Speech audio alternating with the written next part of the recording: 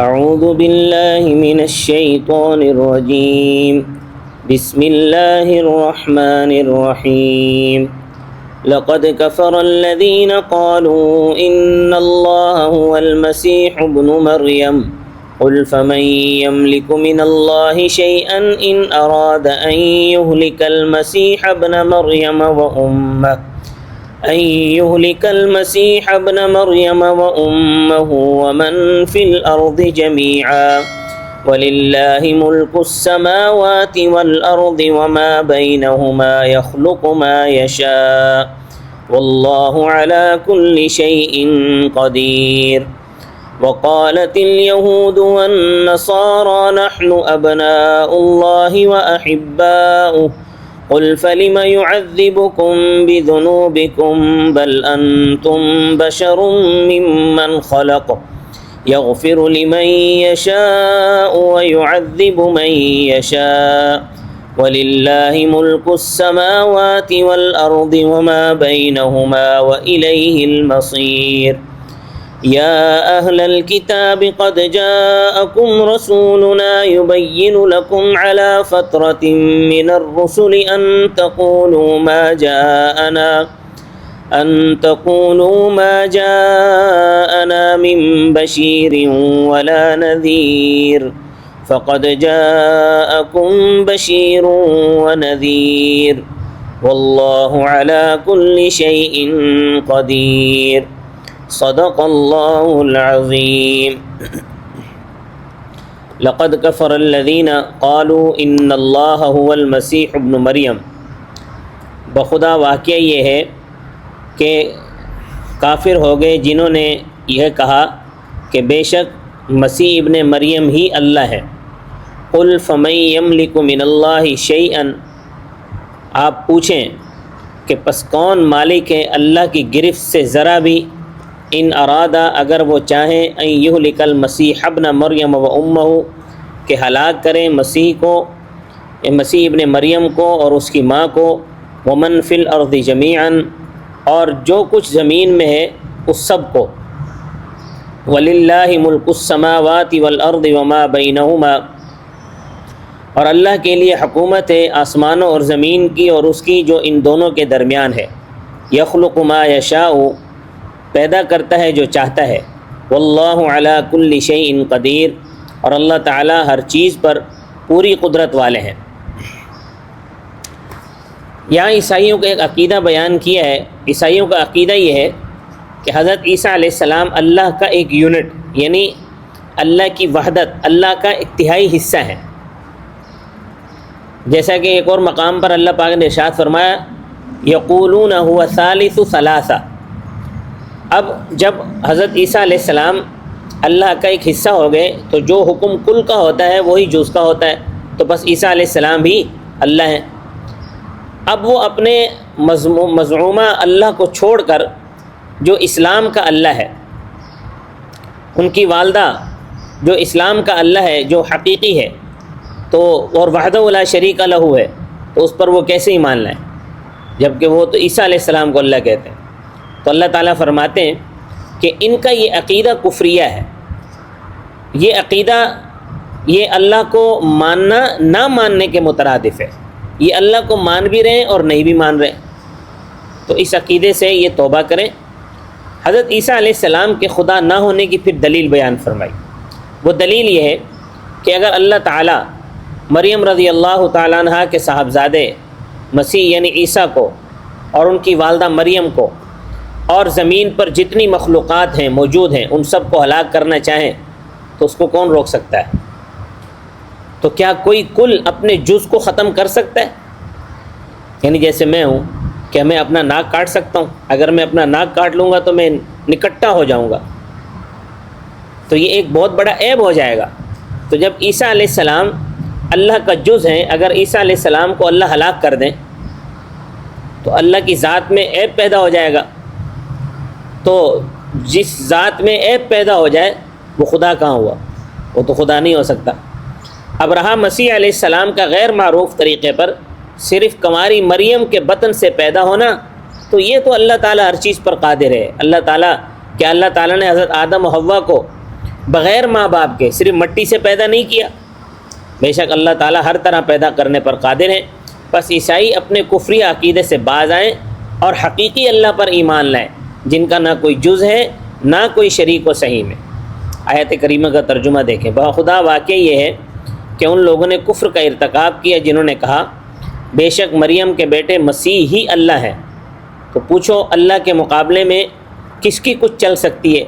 اگر وہ مریم کے بیٹے مسیح کو اور ان کی ماں کو اور زمینی تمام مخلوقات کو ہلاک کرنا چاہیں، اور سب کچھ بادشاہت، سب جگہ پر بادشاہت اللہ کی ہے، آسمان و زمین پر اللہ کی بادشاہت ہے، اور جو کچھ ان کے درمیان ہے اس پر بھی اللہ کی بادشاہت ہے، وہ اللہ کی ملکیت میں ہے، اور وہ جو چاہیں پیدا کرتے ہیں، اور اللہ تعالیٰ ہر چیز پر پوری قدرت رکھنے والے ہیں۔ آگے فرمایا وقالت الیہود، اور کہا یہود نے، والنصارى، اور نصارہ نے، نحن ابناء اللہ واحباؤہ، ہم اللہ کے بیٹے اور اس کے پیارے ہیں۔ قل، تو آپ کہہ دیں، آپ پوچھیں ان سے، فلم یعذبکم بذنوبکم، پس کیوں سزا دیں گے تم کو تمہارے گناہوں کی وجہ سے؟ بل انتم بشر ممن خلق، بلکہ تم انسان ہو ان میں سے جن کو اس نے پیدا کیا۔ یغفر لمن یشاء ویعذب من یشاء، بخشیں گے وہ جسے چاہیں گے اور سزا دیں گے جسے چاہیں گے۔ وَلِلَّهِ مُلْكُ السَّمَاوَاتِ وَالْأَرْضِ وَمَا بَيْنَهُمَا، اور اللہ کے لیے حکومت آسمانوں اور زمین کی اور ان چیزوں کی جو دونوں کے درمیان ہے۔ وَإِلَيْهِ الْمَصِيرُ، اور اسی کی طرف لوٹنا ہے۔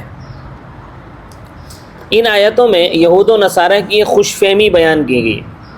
یہود و نصارہ کو یہ خوش فہمی ہے کہ وہ اللہ کے بیٹے یعنی اللہ کے پیارے ہیں، تو جب وہ اللہ کے پیارے ہیں تو پھر انہیں آخری نبی پر ایمان لانے کی کیا ضرورت ہے؟ حالانکہ وہ مانتے ہیں کہ ان کو آخرت میں سزا بھی ملے گی، جیسا کہ سورہ بقرہ میں ان کا قول آیا لن تمسنا النار الا ایاما معدودہ، کہ ہمیں جہنم کی آگ ہرگز نہیں چھوئے گی مگر چند روز۔ بعض نے کہا 7 دن، بعض نے کہا 40 دن، بعض نے کہا کہ جتنا عرصہ یعنی 40 دن بچھڑے کی پوجا کی تھی تو 40 دن تک، تو بعض نے کہا کہ 40 سال، اور بعض نے کہا کہ جتنی مدت یعنی میدان طے میں گزاری تھی 40 سال کی سزا ملے گی سرگرداں رہے۔ بعض نے کہا کہ نہیں، جتنی عمر دنیا میں گزاری تھی اس کے بقدر جہنم میں سزا ملے گی۔ تو ان سے پوچھو کہ اگر تم اللہ کے چہیتے ہو تو اللہ تعالیٰ تم کو سزا کیوں دیں گے؟ کوئی اپنے پیارے کو سزا دیتا ہے؟ بلکہ صحیح بات یہ ہے کہ یہود و نصارہ بھی من جملہ دیگر مخلوقات کی طرح ایک مخلوق ہیں، اور اللہ کا اختیار ہے، آخرت میں اللہ جس کو چاہے بخشیں اور جس کو چاہے سزا دیں، وہی ساری کائنات کے مالک و حاکم ہے، کوئی ذرہ ان کے اختیار سے باہر نہیں، اور سب کو ان کے روبرو حاضر ہونا ہے۔ لہٰذا یہ جو یہود و نصارہ اس خوش فہمی میں مبتلا ہیں کہ وہ اللہ کے پیارے ہیں، تو اپنی اس خوش فہمی سے باہر نکلیں۔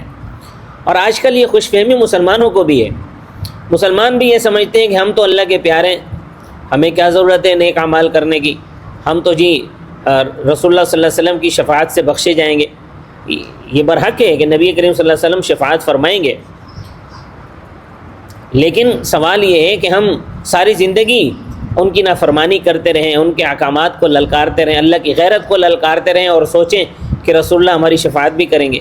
تو بھئی رسول اللہ کی شفاعت کو حاصل کرنے کے قابل تو بناؤ اپنے آپ کو۔ جب رسول اللہ کی شفاعت حاصل کرنے کے قابل ہوں گے تو ہی شفاعت ملے گی، ایسے کیسے شفاعت مل جائے گی؟ ایسے تو نبی کریم صلی اللہ علیہ وسلم بھی دھتکار دیں گے، فرمائیں گے ان کو یہاں سے ہٹا دو۔ اور یہی خوش فہمی ان کو بھی تھی، یہود و نصارہ کو یہ خوش فہمی آج بھی ہے۔ تو فرمایا کہ اس خوش فہمی کے خول سے باہر آؤ، آج کے مسلمان بھی باہر آئیں اور یہود و نصارہ بھی باہر نکلیں۔ یہود و نصارہ تو اللہ کے آخری رسول پر ایمان لائیں، اور مسلمانوں کو چاہیے کہ وہ نیک کام کریں تاکہ آخرت کی سزا سے بچ جائیں۔ آیت کریمہ۔ اور یہود و نصارہ نے کہا کہ ہم اللہ کے بیٹے اور اس کے پیارے ہیں۔ پوچھو ان سے پھر اللہ تمہیں تمہارے گناہوں کی سزا کیوں دیں گے؟ بلکہ تم من جملہ مخلوقات انسان ہی ہو، اللہ تعالیٰ جسے چاہیں گے معاف کریں گے، جسے چاہیں گے سزا دیں گے۔ آسمانوں پر، زمین پر اور ان کے درمیان کی چیزوں پر حکومت اللہ ہی کی ہے، اور ہر چیز کو اس کی طرف لوٹنا ہے۔ یا اہل الکتاب، اے آسمانی کتاب والو، قد جاءکم رسولنا یبین لکم، تحقیق آیا تمہارے پاس ہمارا رسول درا حال ہے کہ کھول کر بیان کر رہا ہے تمہارے لیے، علی فترۃ من الرسل، رسولوں کے درمیانی وقفے کے بعد، ان تقولوا ما جاءنا من بشیر ولا نذیر، کبھی تم کہنے لگو کہ نہیں آیا ہمارے پاس کوئی خوشخبری سنانے والا نہ کوئی ڈرانے والا، فقط جاءکم بشیر و نذیر، سو تحقیق آ گیا تمہارے پاس خوشخبری سنانے والا اور ڈرانے والا، واللہ علی کل شیء قدیر، اور اللہ تعالیٰ ہر چیز پر پوری قدرت رکھنے والے ہیں۔ بنی اسرائیل میں مسلسل انبیاء مبعوث ہوتے تھے۔ حدیث میں آتا ہے کہ جب بھی کسی نبی کی وفات ہوتی دوسرا نبی اس کی جگہ لے لیتا تھا، یہ بخاری شریف کی حدیث ہے۔ یہاں تک کہ حضرت عیسیٰ علیہ السلام بنی اسرائیل کے آخر میں، انبیاء کے آخر میں مبعوث ہوئے۔ حضرت عیسیٰ علیہ السلام کے بعد نبوت کا سلسلہ رک گیا، پھر تقریباً 600 سال تک کوئی نبی نہیں آیا۔ 600 سال کے بعد کامل آخری نبی حضرت محمد رسول اللہ صلی اللہ علیہ وسلم مبعوث ہوئے۔ اب یہ جو 600 سال کا وقفہ ہے، اس وقفے کو فترت کا زمانہ کہتے ہیں۔ یہ ایک لمبا عرصہ تھا، تو اس عرصے میں دنیا جہل و غفلت، شک و اوہام میں مبتلا ہو گئی، ہدایت کے چراغ گل ہو گئے، ظلم و زیادتی کی گھٹا چھا گئی، تو آفتاب نبوت طلوع ہوا، اللہ نے اس کے منہ میں اپنا کلام ڈالا اور اس کلام کی قیامت تک کے لیے حفاظت کی ذمہ داری لے لی، اس لیے اب نئی نبوت کی ضرورت نہیں رہی۔ اللہ تعالیٰ فرماتے ہیں کہ زمانہ فترت کے بعد اب آخری رسول مبعوث ہوئے، وہ احکام شرع کھول کر بیان کر رہے ہیں تاکہ لوگ قیامت کے دن یہ بہانہ نہ بنا سکیں کہ ہمارے پاس تو کوئی ڈرانے والا ہی نہیں آیا تھا، ہمارے پاس تو کوئی رسول نہیں آیا تھا، اگر آتا تو ہم اس پر ایمان لاتے، اس کی پیروی کرتے اور جہنم سے بچ جاتے۔ مگر اب جب کہ بشیر و نذیر آ گیا ہے تو کسی کے لیے عذر کا کوئی موقع نہ رہا۔ اب اگر اہل کتاب یعنی یہود و نصارہ ایمان نہیں لاتے تو ان کا اپنا نقصان ہوگا، کیونکہ اللہ تعالیٰ نے حجت تمام کر دی ہے، اور وہ ایمان نہیں لائیں گے تو اللہ تعالیٰ دوسری قوم کو ان کی جگہ کھڑا کر دیں گے، وہ پیغمبر کی مدد کرے گی اور ان کا دین پھیلائے گی۔ اللہ تعالیٰ ہر چیز پر قادر ہیں۔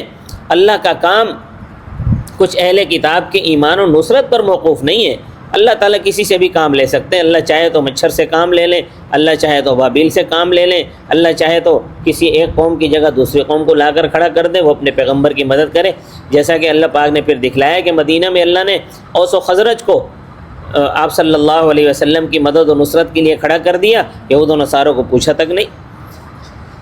آیت کریمہ کا ترجمہ دیکھیں، اے آسمانی کتاب والو، تمہارے پاس ہمارے رسول آئے ہیں، درا حال ہے کہ وہ تمہارے لیے احکام کھول کر بیان کرتے ہیں، اور وہ رسولوں کے درمیانی وقفے کے بعد آئے ہیں تاکہ تم قیامت کے دن یہ نہ کہہ سکو کہ ہمارے پاس نہ کوئی خوشخبری سنانے والا آیا نہ کوئی ڈرانے والا۔ اب تمہارے پاس خوشخبری سنانے والا اور ڈرانے والا پہنچ چکا ہے، اور اللہ تعالیٰ ہر چیز پر پوری قدرت رکھنے والے ہیں۔ وما علینا الا البلاغ المبین۔